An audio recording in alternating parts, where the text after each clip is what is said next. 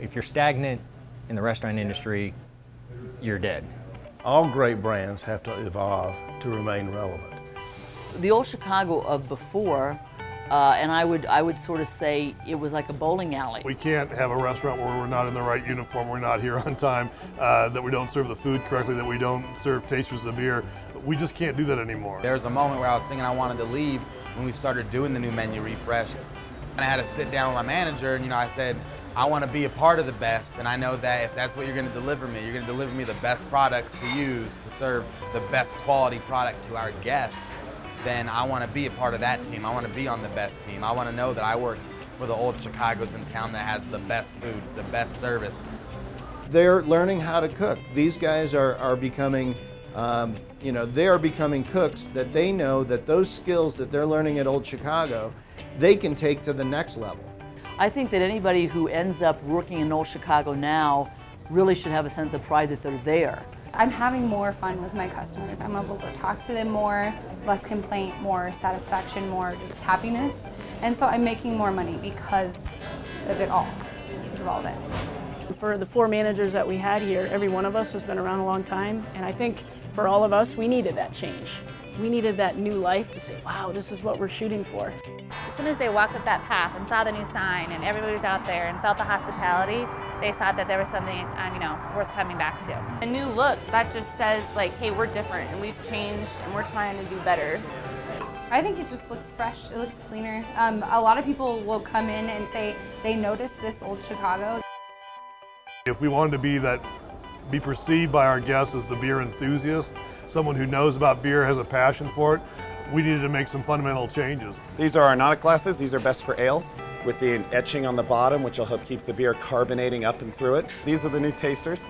Willie Beckers. These are for lagers. These are kept chilled in the cooler. Pub glasses, which is kind of an exaggeration of the Willie Becker, again with the thin at the bottom, and they go wide to help catch the aromas. I had this old man that came in. He's like, nobody ever pays attention to him. He actually told me because he comes in, orders a Guinness, every time he comes in.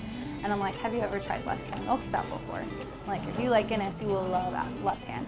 I was like, it comes in a different, and I told him it comes in a different glass. And he was just so excited. He's like, nobody ever pays attention to an old man like this. Like, no, he's like, I drink this beer every time I come in here. I'll never order a Guinness again because of this. Push it down and it spritzes water up in there. So you can see it real well where it's shooting the water into the glass.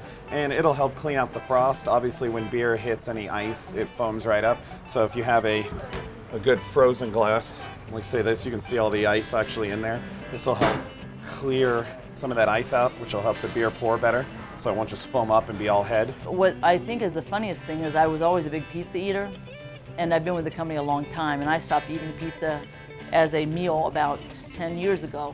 And about 6 months ago, I'm back on pizza again. You know, pizza for us matters. It's what our guests come in for. You get a whole family of 5 or 6 that come here.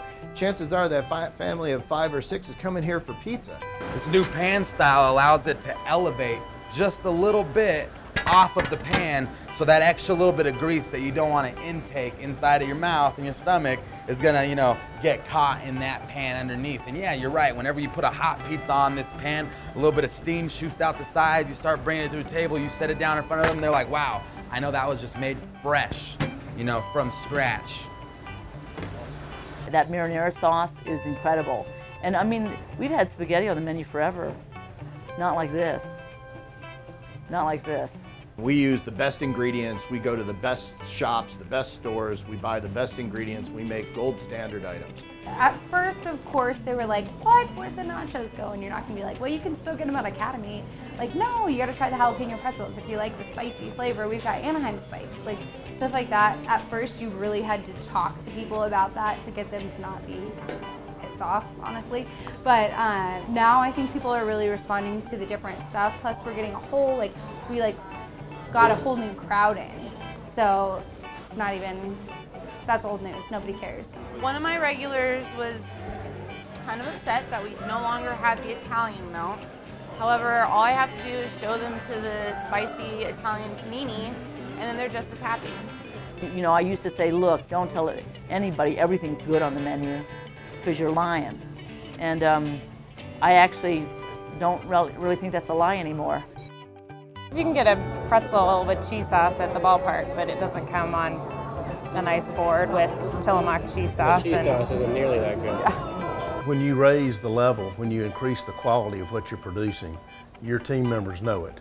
And eventually, they're the ones who will educate your guests that the quality is better. To hear a team member say, yeah, I waited on a guy and he said, what's up with Old Chicago? And hearing her be able to talk about the 3 or 4 selling attributes she was able to provide that gentleman, that's when you know you got something magical, because you got buy-in.